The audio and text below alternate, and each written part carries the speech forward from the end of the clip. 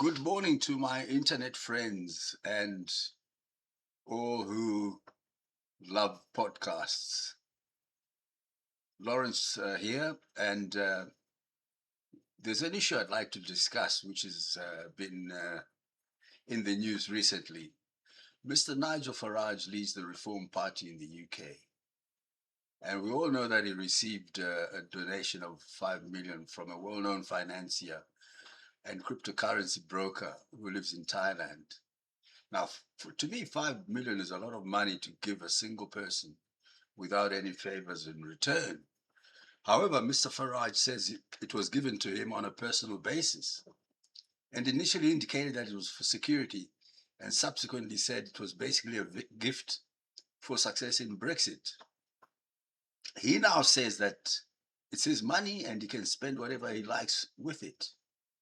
The question I have for Africans and African leaders and African people in general, people like Mr. Nigel Farage are the same people who turn around and look at Africans and they say, Mr. Joe Blogs in Zimbabwe or Mr. Fungai Masango of Botswana received 5 million. That's bribery, that's corruption.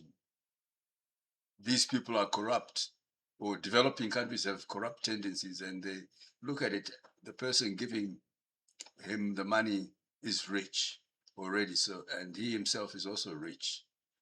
Isn't this exactly the hypocrisy that we see from Western democratic systems?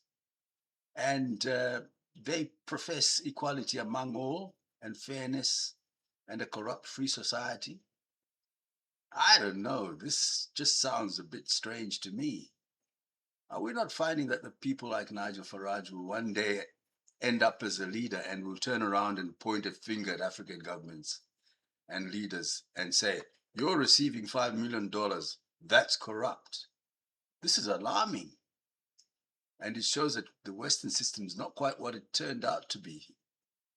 And Mr. Farage himself will eventually find himself in a very precarious position where he has to criticize governments for doing certain things in Africa, which he himself has done exactly that in the United Kingdom. And this argument raises quite a few questions. And firstly, let's distinguish between three things: a legal gift, a political donation, a bribe or corrupt payment.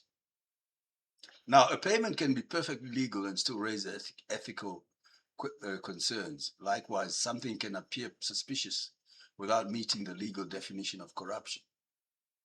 Regarding Nigel Farage, now, critics have argued that very large gifts, donations, or benefits from wealthy individuals create the appearance of influence, even if no favor is requested.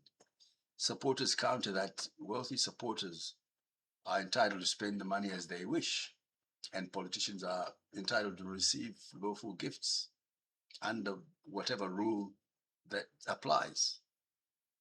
Now, the point is that many Western politicians and commentators often judge African leaders harshly when they receive large sums of money, expensive gifts, or financial support from wealthy businessmen. If a similar transaction occurs in Britain, the US, or Europe, it's sometimes described as lobbying or support or consulting fees or a gift rather than corruption. To me, that sounds like double standards. And really, people in the developing world find that very frustrating. However, there's another important difference. In Western countries, they claim that there's usually disclosure requirements, independent media scrutiny, parliamentary investigations, tax authorities and regulators, public registers of donations and interests. The expectation is that large payments should be visible and open to public scrutiny. The criticism often comes from the payment itself, but also from whether it's disclosed or whether there's a conflict of interest and whether political decisions appear to be influenced. Yeah, the West can argue that they have all these systems. Africa also has the same systems. Otherwise, how would we know that a person stole or was bribed or was given X million dollars? that system applies in Africa as well. You know, Africans are not just blindly walking around not knowing what their politicians are doing. And I'd say that whatever the questions that are asked about an individual is things like who gave the money, why was it given, what did the donor expect in return, was it declared, could it influence public policy, can the public scrutinize it? It applies equally in Zimbabwe, Botswana, Zambia, or the US or France. So, yeah, there is that perception. Um, However, when we look at Nordic and Scandinavian countries, their systems are quite different. They they are often cited because the political culture in those countries tends to place a much stronger emphasis on modesty, public service, and avoidance of conflict of interest. Leaders in these countries, like Denmark, Norway, Sweden, and Finland, generally operate within societies where voters are highly sensitive to uh, perceived privilege or special treatment. So if a politician received a multi-million-dollar personal gift, they would face enormous public and media pressure, regardless of whether it complied with the formal rules or not.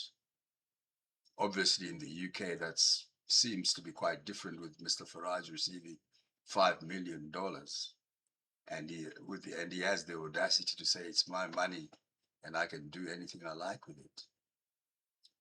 And therefore, one thing we can conclude here is that, in actual fact, Africans might learn a better lesson from the Nordic countries than they would from the United States or America or the British, sorry. And the situation there is that those countries are fairly modest, which is very difficult for Africans who are known for extravaganza and very loud lifestyles. So that's something that's worth considering. And those standards should be applied across all countries, including the United States and the Britain. They should similarly adopt the Nordic style. The likes of Nigel Farage would not exist in a Nordic country. I contend, therefore, that the African hypocrisy and Mr. Farage's rise to power will come and bite them one day. Mark my words.